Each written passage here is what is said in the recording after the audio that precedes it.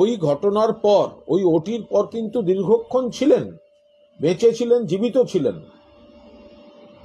সংশ্লিষ্ট মহিলা, এবং তার যে বেড টিকিট, তাতেও তার বিস্তারিত যে জটিলতা তৈরি হচ্ছে সেগুলোর কোনো উল্লেখ নেই, এবং কোনো সিনিয়র ডক্টর তাকে পরীক্ষা করেননি।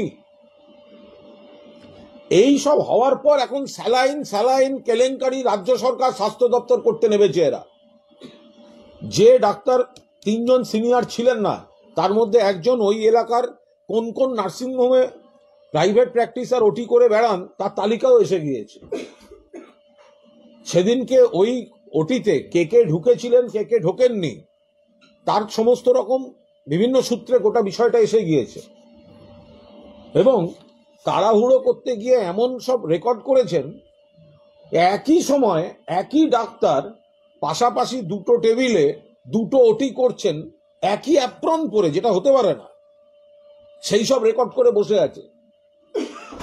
এরাই সব রাত জেগে দাবি এক দফা এক করেছে, দাবি এক দফা এক। নিজেদের কাজ করার নাম নেই, সরকারের ভুল ধরতে যাচ্ছে। এর মধ্যে এমন 2-3 জন আছেন একদম দাবি এক দফা এক, খুব তখন রাত জাগা, আর এখন মায়েদের জীবন নিয়ে ছেলেখেলা করছেন। এবং তারপরে আরো কয়েকজন গেছেন এটাকে ধামাচাপা দেওয়ার জন্য।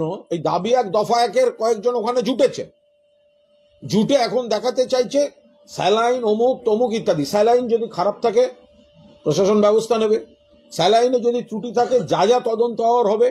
কিন্তু একই স্যালাইন এত জায়গায় গেল, আর সর্বনাশ হচ্ছে ওই 2-3 জনের, যাদের সঙ্গে একটা ওটি কেলেঙ্কারি জড়িত।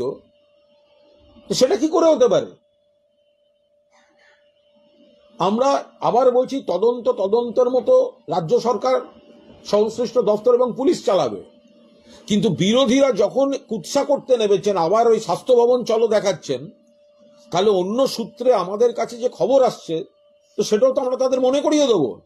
ডাক্তারবাবুরা এবার এই ডাক্তারবাবুদের দফা এক দাবি এক, এই কজনকে আইনি ব্যবস্থা, শুধু বিভাগীয় ব্যবস্থা নয়, আইনি ব্যবস্থা,